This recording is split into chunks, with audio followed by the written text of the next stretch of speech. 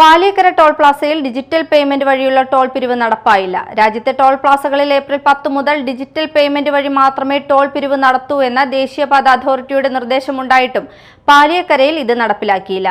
വെള്ളിയാഴ്ച മുതൽ പുതിയ പരിഷ്കാരം നിലവിൽ വരുമെന്നും ടോൾ അടയ്ക്കാൻ ഫാസ്ടാഗ് അല്ലെങ്കിൽ UPI മാത്രമേ ഉപയോഗിക്കാൻ കഴിയൂ എന്നും NHAI അറിയിച്ചിരുന്നു.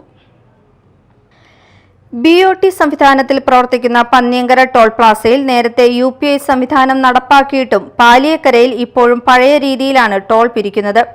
വാഹനയാത്രക്കാരിൽ വലിയ ശതമാനം ഇപ്പോഴും ഓൺലൈൻ പേയ്മെന്റ് സംവിധാനം ഉപയോഗിക്കാത്തവരുണ്ട് എന്നാണ് പുതിയ നിർദ്ദേശം നടപ്പാക്കാത്തതിന് ടോൾ പ്ലാസ അധികൃതർ പറയുന്ന ന്യായം. UPI ഇല്ലാത്ത സാഹചര്യത്തിൽ ചലാൻ വഴി തുക ഈടാക്കണമെന്നാണ് NHAI പറയുന്നത്. എന്നാൽ ഇത് പ്രായോഗികമല്ലെന്നും ടോൾ പ്ലാസ അധികൃതർ പറയുന്നു. വെള്ളിയാഴ്ച മുതൽ പുതിയ പരിഷ്കാരം നിലവിൽ വരുമെന്നും ടോൾ അടയ്ക്കാൻ ഫാസ്ടാഗ് അല്ലെങ്കിൽ UPI മാത്രമേ ഉപയോഗിക്കാൻ കഴിയൂ എന്നും NHAI അറിയിച്ചിരുന്നു.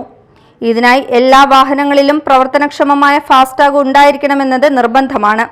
ഫാസ്ടാഗ് ഇല്ലാത്തതോ പ്രവർത്തനക്ഷമമല്ലാത്തതോ ആയ സാഹചര്യത്തിൽ യാത്രക്കാർക്ക് UPI വഴി പണമടയ്ക്കാം.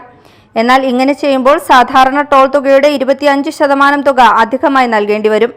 ടോൾ പ്ലാസകളിൽ പണം നൽകാനായി വാഹനങ്ങൾ കാത്തുനിൽക്കുന്നത് വലിയ ഗതാഗതക്കുരുക്കിന് കാരണമാകുന്നുണ്ട്. ഡിജിറ്റൽ പേയ്മെന്റ് ആകുന്നതോടെ വാഹനങ്ങൾ വേഗത്തിൽ കടന്നുപോകാൻ സാധിക്കും. ചില്ലറ നൽകുന്നതിനെ ചൊല്ലിയും ടോൾ ബൂത്തുകളിൽ ജീവനക്കാരും യാത്രക്കാരും തമ്മിലുള്ള തർക്കങ്ങളും ഇതിലൂടെ ഇല്ലാതാക്കാനാകും.